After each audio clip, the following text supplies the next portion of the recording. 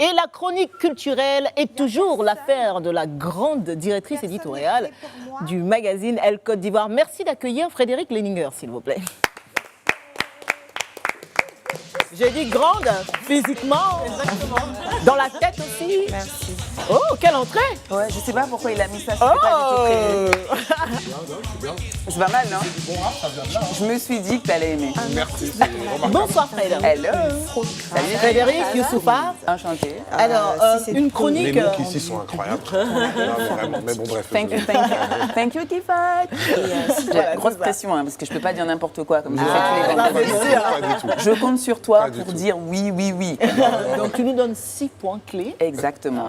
Des cultures, j'ai même envie de dire des cultures finalement urbaines. Alors, déjà quand on parle de culture urbaine, j'aime bien prendre des définitions que je trouve comme ça. Alors, j'ai pas mis Wikipédia à l'honneur aujourd'hui, donc voilà, on n'est pas sponsorisé par Wikipédia. Donc, la définition dit tout simplement que créée dans les années 70, voilà, dans les rues du Bronx à New York, donc à côté Kumasi ici, la culture urbaine est arrivée avec le mouvement hip-hop, d'où mon entrée aujourd'hui exceptionnelle. Et les disciplines sont variées. Donc, ce que j'ai aimé, c'est les danses comme breakdance. Elle est tellement forte à ça. Sophie, elle va nous faire tout à l'heure tout ça. Elle nous a promis. Elle nous a promis. De danser sur la Je tête. suis venu pour ça. moi. C'est important, t'as passé le message. Hein. Donc rap, slam, hip-hop et aussi sport de rue, photographie aujourd'hui, architecture, mode, design. Voilà, quand on parle de culture urbaine, on parle de tout ça. Et on va commencer par la culture de hip-hop que notre invité ne connaît pas du tout évidemment, Pas du tout. qui est née avec, qui est finalement annoncé la culture urbaine dans les années 70 aux États-Unis.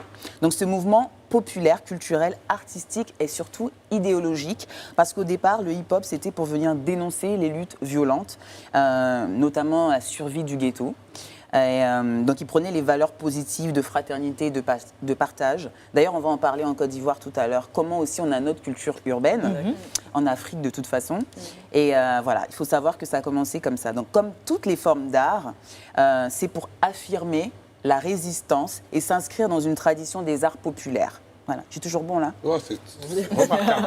Voilà. Dès que ça n'ira pas, je vais. Là, c'est Radia, je compte sur toi pour mettre un petit coup de talon gentil. Voilà. Elle ne fera jamais de ça. À Youssoufa, jamais de la vie. Ouais, on expliquera aussi tout à l'heure pourquoi. Donc voilà, ce qu'il faut savoir, c'est que les personnes qui ont propulsé la culture du hip-hop, ça a été les discothèques, les DJ. D'accord. Voilà, ça a commencé en 82 avec une tournée américaine qui a regroupé un graffeur, danseur, DJ, MC, et donc qui ont présenté à la radio un événement incroyable et ça a bouleversé tous les passionnés de musique, funk and soul. Voilà. Deuxième point. Je vous promets, les autres ne sont pas aussi longs. Ah, mais il y avait de la passion dans la culture hip-hop. oui, Vous avez bien senti sûr. ou pas? Donc le deuxième, c'est les graphes. Donc l'histoire de graphes, c'est principalement une histoire new-yorkaise. Encore une fois, je te regarde, Sophie, j'ai pas pu m'en empêcher. Dans les années 60, voilà. Progressivement, sa fonction a été, au départ, c'était marquage de territoire. Voilà, de bandes. Et c'est devenu aujourd'hui quelque chose qui prend forme dans le métro. On peut voir des jolies images, mais il y a C'est interdit, il y a non, tellement souvent, plus beau que ça. dans des... Ouais, dans certaines Ça- villes, mais ça ça dépend. dépend. Certaines ça villes. dépend. Il y Mais a c'est une des... culture transgressive aussi. Exactement. Elle était là pour casser les codes Exactement. établis. C'est ça. Parce qu'il y a des mairies aujourd'hui même qui Ouais. payent C'est ces jeunes tellement beau. artistes Exactement. pour venir faire. faire des Bon, des après, œuvres c'était pas que des dessins, hein. Il y avait de la revendication Il y avait de la derrière, voilà, des revendication, mots, bien il y avait sûr. des... Tout ça. voilà. d'art. C'était surtout ça, c'était venir expliquer les parts d'inégalité et justement choisir des endroits comme le métro, la rue, les murs et les endroits publics où il y a du passage.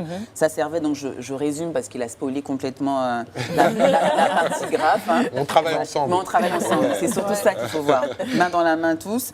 Donc voilà, c'était ça. Et comme elle disait, Sophie, que j'ai trouvé très intéressant, effectivement, cette pratique qui était vue un peu comme une rébellion adolescente, là, et a été aujourd'hui s'organise avec des associations qui partent voir des municipalités pour pouvoir, ou des institutions, pour pouvoir créer ce qu'on appelle aujourd'hui même des fois des fresques. Et même c'est ce qui a donné naissance aux toiles, ce qu'il faut savoir. Donc c'est quand même partie des graphes. Troisième point. La danse hip-hop, dont Sophie fera la démo tout à l'heure, on en parlait. Tu as chaud, tu vois, Donc tu elle est as- inspirée de la culture noire. L'Esparadia, tu vas l'accompagner en featuring, on vous a déjà vu faire ça. On a déjà répété tout à l'heure. Voilà, ça va chauffer. Hein. Donc voilà, c'est pareil, c'est l'enracinement américain qu'on a récupéré. C'était fondé sur un principe d'échange et de réciprocité.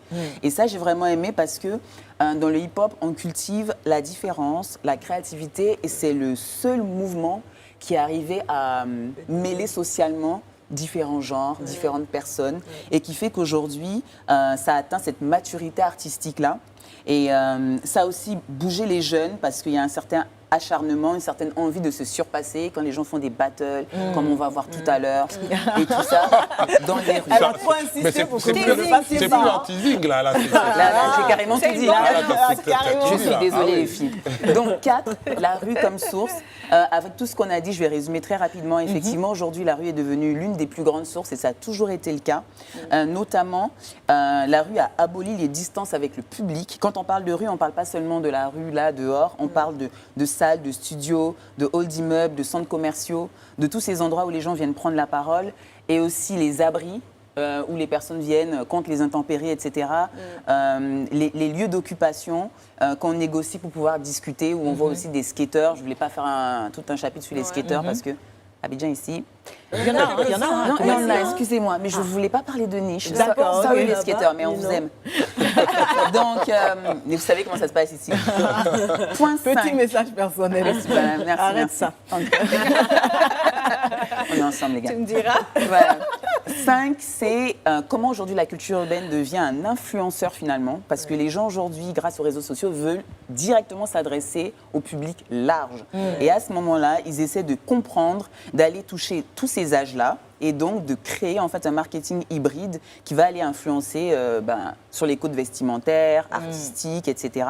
Et trouver un semblant, les marques, on est avec vous ce soir, un semblant d'authenticité et puis parfois sincérité aussi, pour pouvoir aller vraiment toucher dans le quotidien des consommateurs. Et puis aller vraiment cibler le choix des potentiels ambassadeurs, comme on voit souvent Connie le faire.